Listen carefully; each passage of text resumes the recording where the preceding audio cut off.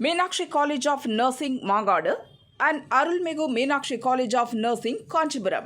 BSc, MSc, and Post Basic BSc.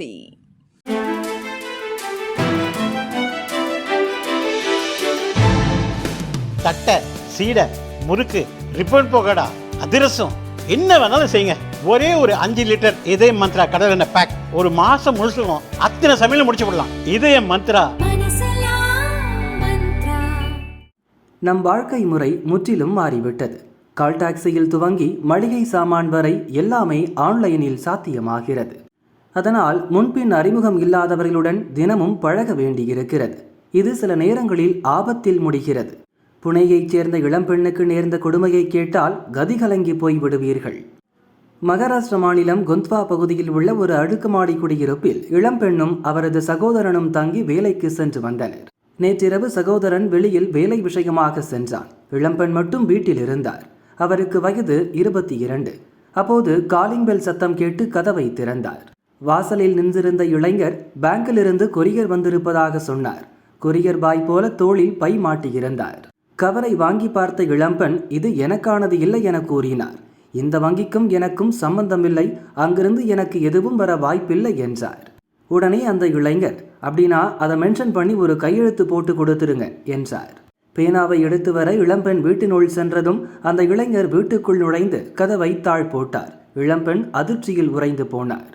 ஏன் கதவை சாத்தன என இளம்பெண் கேட்டு முடிப்பதற்குள் ஸ்ப்ரேயை முகத்தில் அவன் அடித்தான். இளம்பெண் மயங்கி விழுந்ததும் அவரை கொடூரமான முறையில் பாலியல் வன்கொடுமை செய்தான். பிறகு சாவகாசமாக கதவை திறந்து தப்பி சென்றிருக்கிறான்.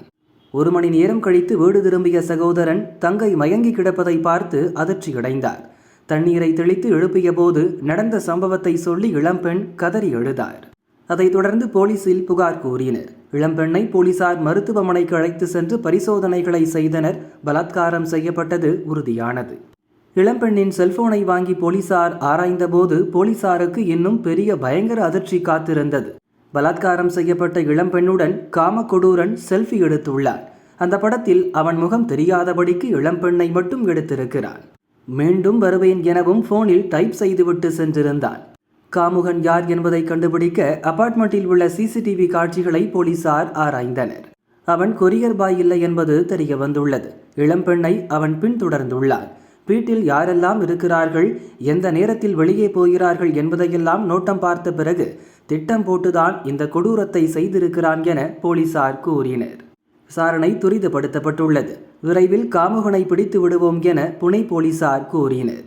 புனேயின் பரபரப்பான பகுதியில் உள்ள அபார்ட்மெண்ட்டில் தனியாக இருந்த இளம்பெண்ணை ஒரு காமுகன் பலாத்காரம் செய்த சம்பவம் புனே மக்களை கடும் அதிர்ச்சியில் ஆழ்த்தியுள்ளது. அத்தனை பேரையும் சந்தேகப்படு என்ற நிலையில்தான் நம் நாட்டில் பெண்களின் நிலை உள்ளது என்பதை இந்த சம்பவம் உணர்த்தியுள்ளது.